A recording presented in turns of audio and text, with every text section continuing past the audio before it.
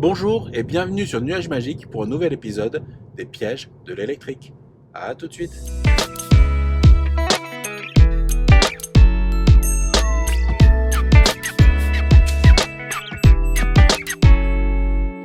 Quand on achète une voiture électrique hors Tesla, typiquement Zoé, Kia Soul, Nissan Leaf ou autre, on peut avoir tendance à imaginer que cette voiture sera la deuxième voiture du foyer, donc peut-être pas la voiture principale, mais une voiture plus d'appoint. Et ça peut très vite être un piège. Parce que quand on commence à goûter l'électrique, très vite on s'y habitue et très vite on va préférer la voiture électrique au véhicule thermique, même si le véhicule thermique paraît plus grand ou plus confortable à première vue. Vous me direz, c'est très bien. Oui, c'est très bien. Mais si vous avez pensé à votre voiture électrique comme étant une voiture d'appoint, et si vous avez pris une formule du type location longue durée ou location avec option d'achat, vous avez un nombre de kilomètres maximum à respecter pour rester dans le contrat. Et c'est là que le piège peut se refermer sur vous. Donc mettons que vous pensiez que la voiture sera une voiture secondaire que vous n'utiliserez qu'à l'occasion.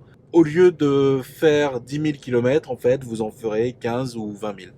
Et très vite, les kilomètres supplémentaires sur les formules de location vont coûter très très cher.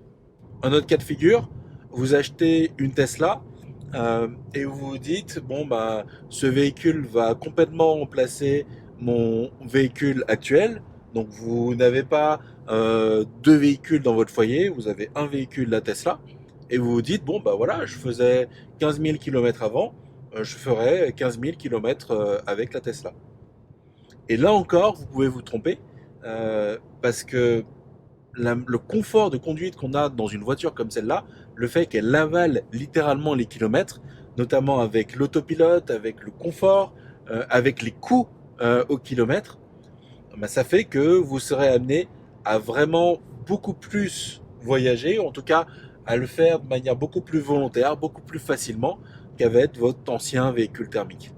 Donc là encore, sans avoir le schéma second véhicule, véhicule principal, juste en ayant une seule voiture, une Tesla, vous pouvez être amené à faire 50 à 100% de kilomètres parcourus en plus. Dans notre cas, comment ça s'est passé?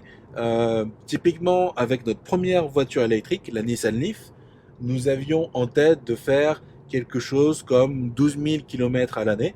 Pour faire le décompte, on a regardé les trajets domicile-travail, plus quelques trajets ponctuels en province. On s'était dit que ça ferait le compte et qu'on n'irait pas bien au-delà de ça. Et en fait, en 6 mois, on a fait plus de 11 000 km.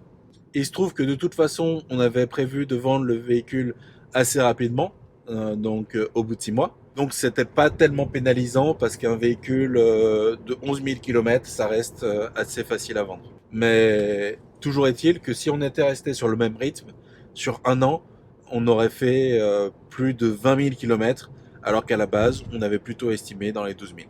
Donc ça, c'est juste un cas concret.